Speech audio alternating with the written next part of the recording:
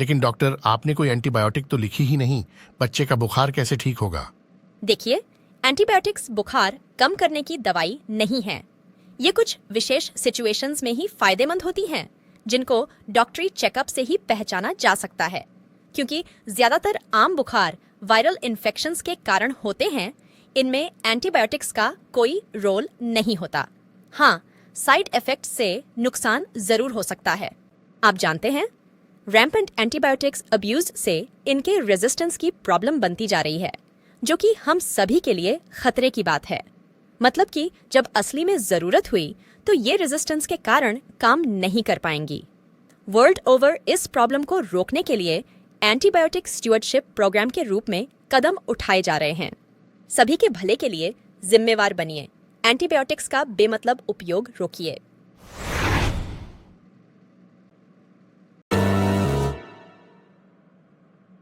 ये वाली सुबह दोपहर शाम रात 4 बार पानी के साथ लेनी है।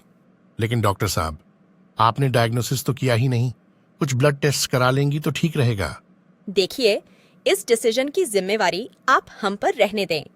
टेस्ट क्लिनिकल इम्प्रेशन में सपोर्टिव एविडेंस के लिए कराए जाते हैं। इनको कराने का एक उचित वक्त और कुछ शर्तें होती हैं। बिना सोचे समझे कराए गए टेस्ट इंफॉर्मेटिव तो होते नहीं, बल्कि मिसलीडिंग जरूर हो सकते हैं। इस बात की चिंता ना करिए, जहां जरूरत होगी वहां आपको कहना नहीं पड़ेगा।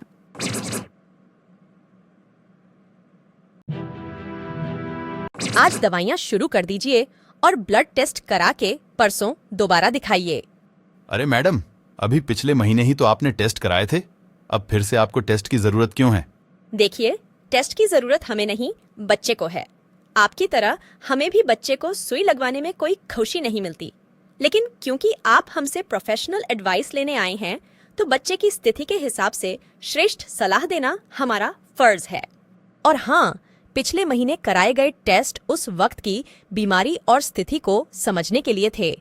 क्या आपको लगता है कि उनसे आज की बीमारी और स्थिति का भी अंदाजा लग पाएगा? हेलो दोस्तों, ओटी में वेट कर रही थी, सोचा आपसे बातें कर लूं।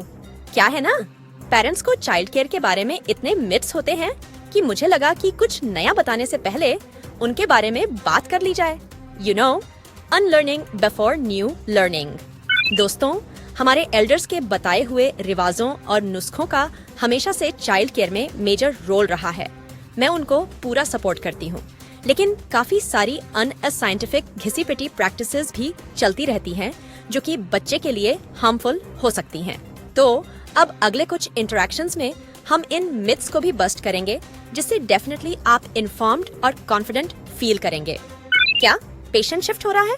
ओके, चलो बाय, कैच यू शॉर्टली।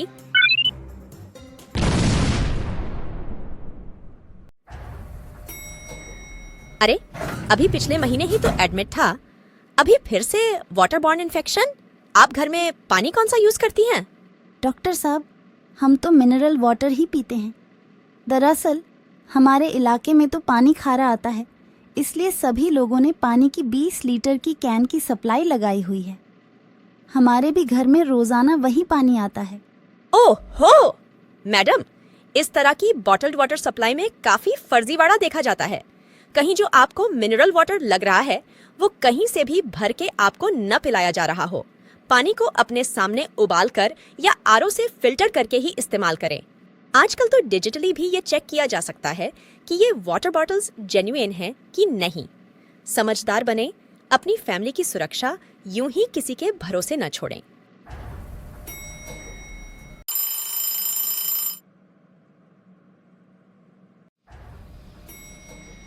यार चिरपी, क्या बच्चों को रोज 5 लीटर पानी पिलाना जरूरी है? मैंने सोशल मीडिया पोस्ट में देखा।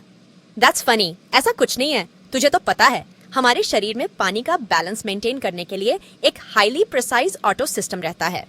ब्रेन, किडनीज और हॉर्मोन्स से बना ये सिस्टम मेनली वातावरण और बॉडी एक्टिविटीज की जरूरत के हिसाब से प्यास और यूरिन वॉल्यूम को घटा बढ़ा के ये काम करता है।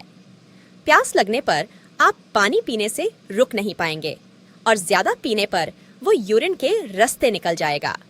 हाँ, छोटे बच्चों या डिपेंडेंट लोगों को पर्याप्त मात्रा में पानी ऑफर किया जाना चाहिए, क्योंकि वो खुद तोले नहीं पाएंगे ना।